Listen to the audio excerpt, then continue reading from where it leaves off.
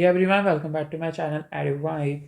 In today's lesson, we are doing the one shot of for the unit B, which is the forces and fields of physics, grade 12 physics. So we done the unit A one shot, which is mathematics. So now today we are doing the forces and fields one shot. As you know, you have a diploma on 22nd June, and we doing the one shot for the all units of the grade 12 physics. So the forces and fields, we will start with the electrostatics. The electrostatics deals with the charges which are at rest. We all know that the charges which are at rest, we can deal with the electrostatics. We have two charges, the positive and the negative charges. Conductors will have their charge spread out on the surface for the conductor. Insulators will have the charge which is localized at the specific point. A charge is not free to fall in and insulated. So if we deal with the conductors, we have a charge which is spread on the all the surface of the conductor.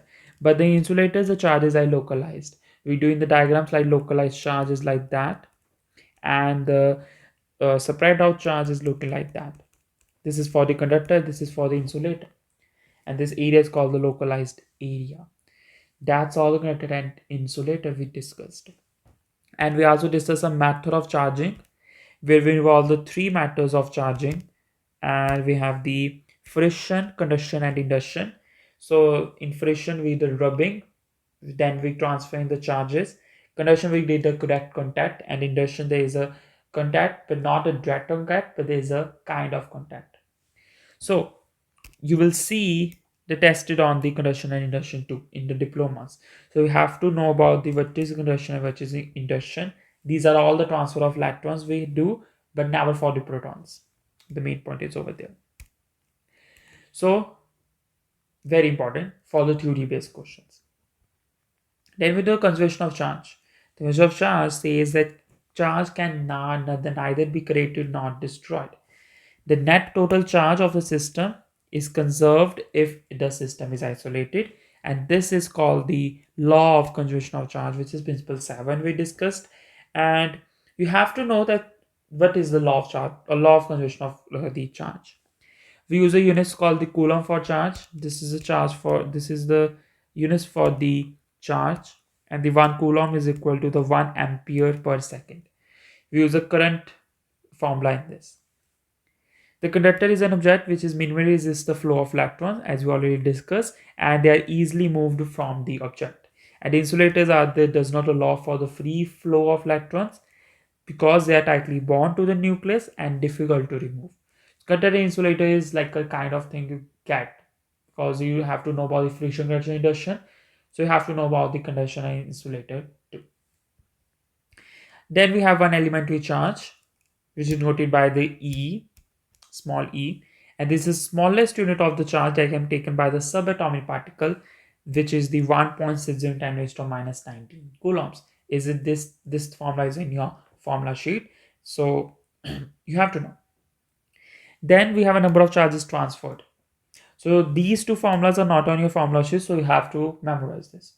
You remember the questions when we have two charges, we have to compare two charges and then find the delta Q, which is the absolute value of the Q after conduction minus the Q before conduction.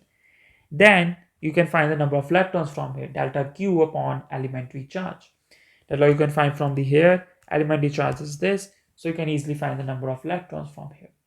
These two formulas you have to memorize, not in your formula. So you get the one questions directly or indirectly in your diploma. Then we have a Coulomb's law, which is very important for the rest of the all units. So Coulomb's law is the laws determine the magnitude of the electrostatic force between the charged objects. So the electrostatic force is K times Q1 Q2 upon R square. As you know, you have two charges and you have to multiply the two charges with a constant value, which is the K, which is divided by the R, which is R square, which is the distance between the 2 point charges. And the Coulomb's constant, which is that K, has a value of 8.99 to 10 raised to 9 Newton per meter square per Coulomb square. This value is also on your data sheet, and this formula is also on your formula sheet. You know how to can deal with the oceans. We'll do some practice questions for this too. Then we have electric fields. So then the next part is that the electrical fields we discuss. In electrical fields, the electrical part is very important. So the direction of the electric field is same as the direction of the electrostatic force acting on the test charge due to the source charge. So the where the direction of the electric field is the same as the direction of electrostatic force we have. So the source charge have two charges is either be the positive, negative or the positive. Or the test charge remains in one charge which is a positive. If this is the negative source charge and we have a positive test charge, it goes over there. So it gets attracted. But if there's a positive positive, there goes repulsion. They go backward. And that field follow the same electrostatic direction force also. Direction of electric force acting on test charge due to a source charge is also same as the direction of electric field we follow. So you have to know this, and the test charge question you get one question for sure. Then we did one formula too, which is from the same kind of Coulomb's law, but this is for the electric field formula. Electric field is have a units called the Newton per coulombs and the volt per meter. We discussed those formulas already in the chapter when we're doing that. So the electric field is equal to the K times Q upon R square. R square stays the same. The source charge and test charge distance. K is the Coulomb's constant. Q is the magnitude of the source charge. We can say only one charge in the electric field, not the two charges. So very important question related to this, and we use this formula number of times. Then the small thing about the electric field lines. The electric field lines have the positive source charge and we have a negative source charge. So we have to, they depend on both. So if there's a very positive test charge, so electric field lines start from the charge like this and go radically outwards towards infinity. So this has this type of thing, electric fields. If you have a negative source charge, so electric field lines start from infinity, like from here. They start from their infinity charge and they radically inverse and terminate to the surface of the source charge. They terminate to the charge in the negative one. So positive negative thing, that is like a general question you get. So you have to know about the electric field lines because you have to also know about the magnetic field line. They are all the comparison topics. Then we're doing the electric potential energy. Again, very important topic. So in this topic, when a charged particle moves towards an object, example, we have a charged plate, we have another charged particle with the same charge, it will gain the electric potential energy. So when anything goes from one charged particle to another with anything with a charged plate with another charged particle, so they gain some electric potential energy. We discussed this already that they gain some potential energy and they get the positive work which is must be obey the which be done by the system on the charge, and it will not want to do this naturally. So the charged particle thing which moves towards an object is a very important point of the potential energy thing. When a charged particle moves towards an opposite with an opposite charge, it will lose the electric potential energy. If it goes to the opposite charge, which means the negative work done, so they will do the opposite charge thing and will done by the charge on the system, and it will do this naturally. We have a formula of this.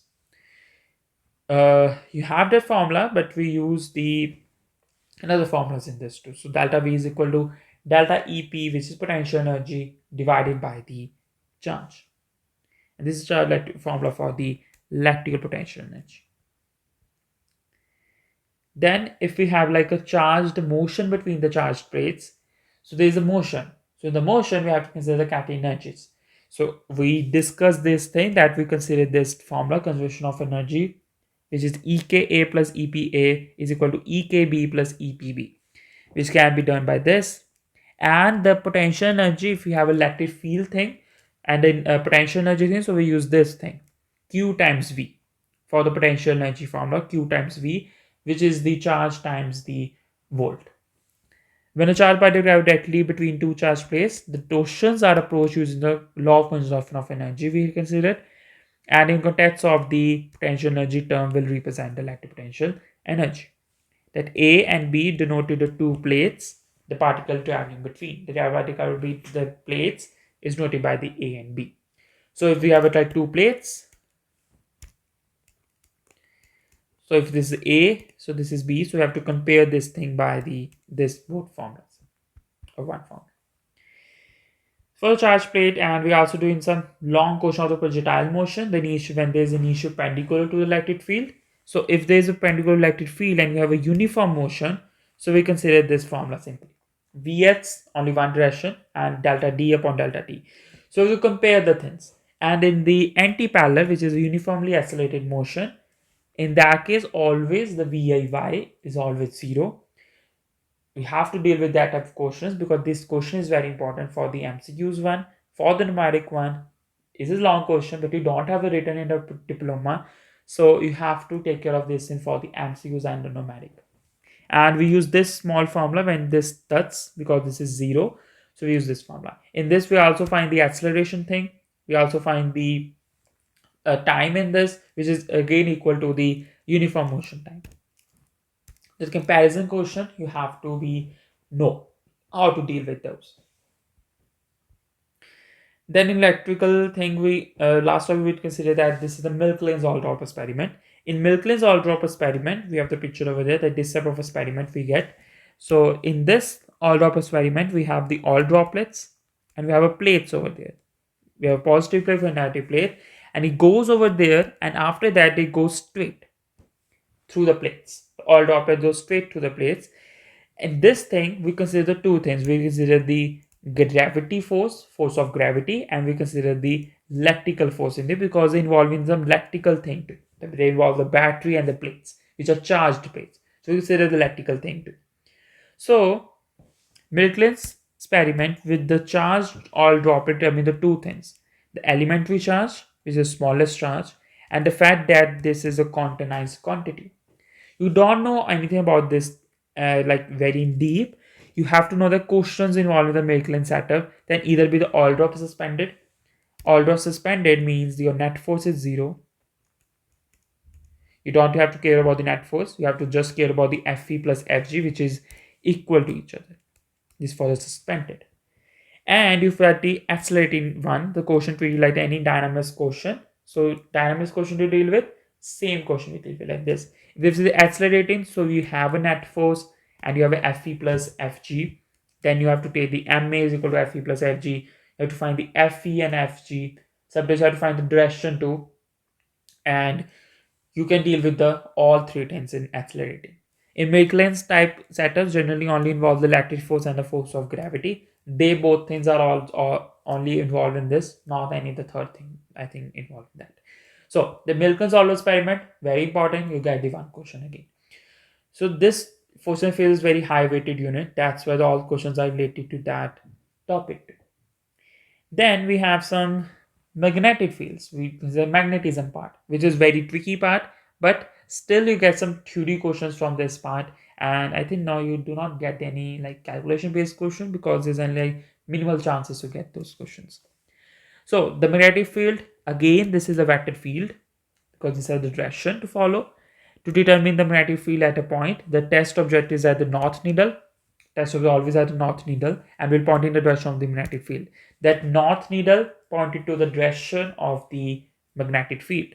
There are the two poles with the magnet. We have a north pole and we have a south pole. The poles must always come in north-south pair. So we always have the north and south pair. If we break any type of the magnet, they will again get the north and the south charge. So if they break, you get the two charges. They don't like the two north-south poles. So there is a no monopole, which means a one pole. There should always be a two poles, north pole and south pole. Magnetic field lines travel from the north pole of a magnet to the south pole of magnet. They originate from the north pole and they goes towards the south pole. So they come from the north and south. So we have a hand rules. So the first hand rules and second hand rules are very simple. So this hand rule, we consider that the hand, left hand, and this arrow, the thumb, consider the electron flow, which is upward, and that folded finger, the curled fingers, give you the magnetic field thing, the magnetic field direction of that. In the second left hand rule, we have the opposite thing. If you have a coiled wire in this we have a straight wire. That's why the electron flow is up and curled finger is magnetic field. In this we have a coiled wire. This things goes to opposite. The curled finger will give you the electron flow. This thing will give you the electron flow, and the straight thing will give you the magnetic field line, the magnetic field direction of this. And there's always related with this. So the two things, but I have opposite things, so that's easy for you. But the third left hand rule is sometimes very difficult for you because you have to consider the hand rules in this. So we have this thing. So this thing, that up thing, the thumb consider the velocity of the charged particle, that thumb. Then the fingers which are this, and they consider the magnetic field north to south, and the palm, which is open palm like this one, this open palm considered your magnetic force. They involve the magnetic force in this, and you also have to consider that magnetic force is equal to the charge times velocity times the magnetic field, which is very important when you're dealing with that of quotients. Sometimes they equal to the electric field quotients. When you're doing the mass spectrometers, when you're doing the crossed fields, they will go equal to each other, and that thing you have to know. So this is like this type thing, or you can do by your hand, and this is very easy. And for current carrying wire, you don't know have to care about this method. This method you don't have to care about. You just care about this formula. You have to use this formula number of times when you have a charge carrying wire. This is same formula for the magnetic force, but involving the current and length of the wire. So the current times length of the wire, which is equal to electric field times the magnetic field. So you don't have to care more about this current carrying thing, this one, but you have to care about this because this is very important. This is very important for you. Have to take care of these things. You get the questions. So you have a practice questions. So these are some topics too, but they are like not very small topics, so you can do by your own, and they are still very important. So you have to take care of these topics too. So the question says, the two identical metal spheres have a charges of 14.0 microcoulombs and minus 50.0 microcoulombs respectively. When they are touched briefly together, move apart from each other. This means the electrostatic force of the 0.00925 Newton determine the distance between the charges. So they have the two hints, the delta Q quotients, and they also cover the Coulomb's law. So do you have a two charges, but you want a one charge? So Q is equal to 14.0 microcoulombs. You have to plus this with minus 0.550 microcoulombs and divide by 2. You get your answer of minus 18.0 microcoulombs, which is in positive. So here your Q1 is equal to Q2. So you can take both as equal to Q. So the electrostatic force is equal to the K Q square upon R square. You have to find the R. So isolate the R. KQ square upon FE whole power like this. So K is 8.99 into 10 raised to power 9 Newton per meter square Coulomb square. Q square is 18.0 into 10 raised to power minus 6 coulombs square. Divide this by the force. So 0.00925 Newton. When you calculate this, you get about 17.7 meters. So this is your R, the distance between the charges. Easy question. The Coulomb's law connected to the delta Q quotients, which are charge quotients. So get these other questions. So next question we have, an alpha particle is placed within an electric field and experiences the acceleration of 1.90 10 raised to power 11 meter per second square upwards. How to determine the electric field at that location? So you have alpha particle which is placed within an electric field, and you have to find the electric field with that acceleration given. So in this, your net force should be equal to the electric field, because we compare two things, the acceleration and the electric field. So acceleration involves in the net force, which is the m times a is equal to Fe, which is q times electric field. You can isolate the electric field. So electric field is equal to ma times q divided by q.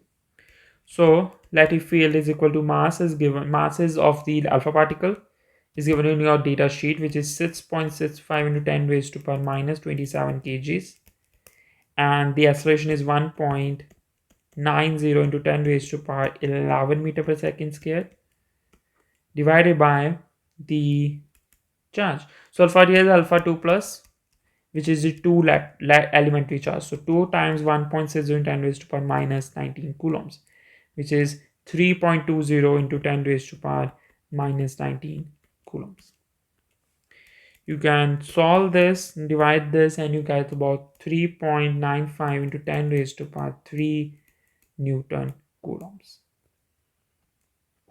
So that's your answer.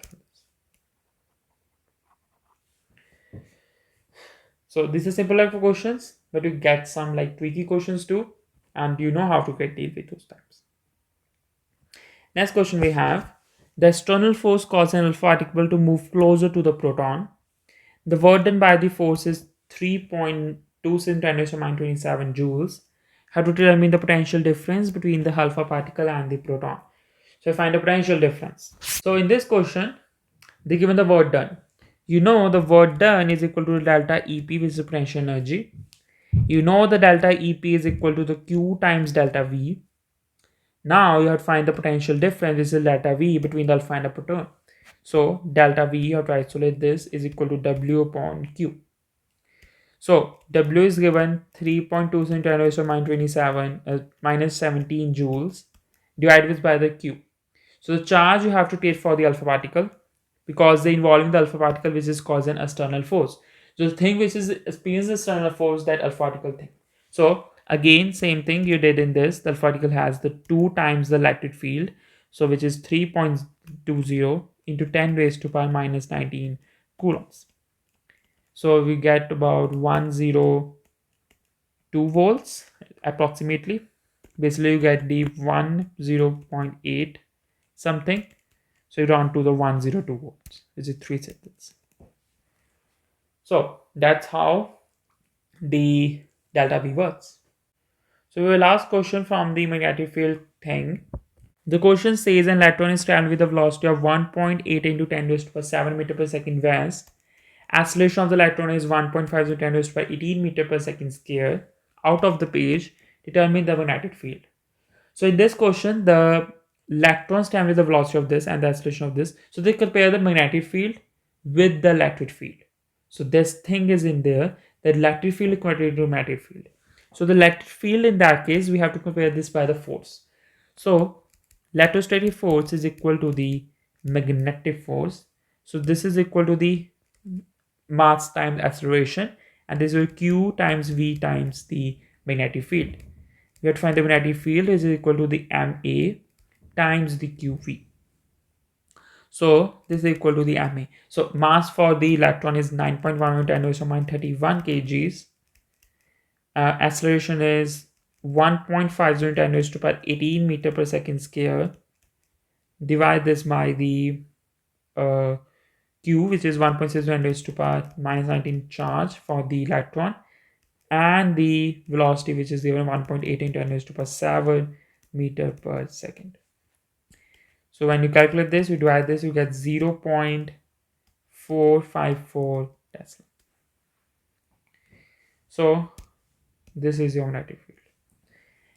So that's all the questions we had to cover, and I didn't cover the question related to the like charged plane, like the initial perpendicular question, projectile motion questions, because already those questions we cover in our chapter when we cover the diploma question, when we cover the practice questions. So you can check this video, and I will put that full PDF link, full playlist or link in the description, so you can check this out, that full unit. So that's all for this lesson. Let me know where EduVibe learns but not harder. Please like, share, and subscribe to my channel. If you have any questions, let me know in the comment section. And all the best for your diploma. See you in the next lesson. Till listening with EduVibe.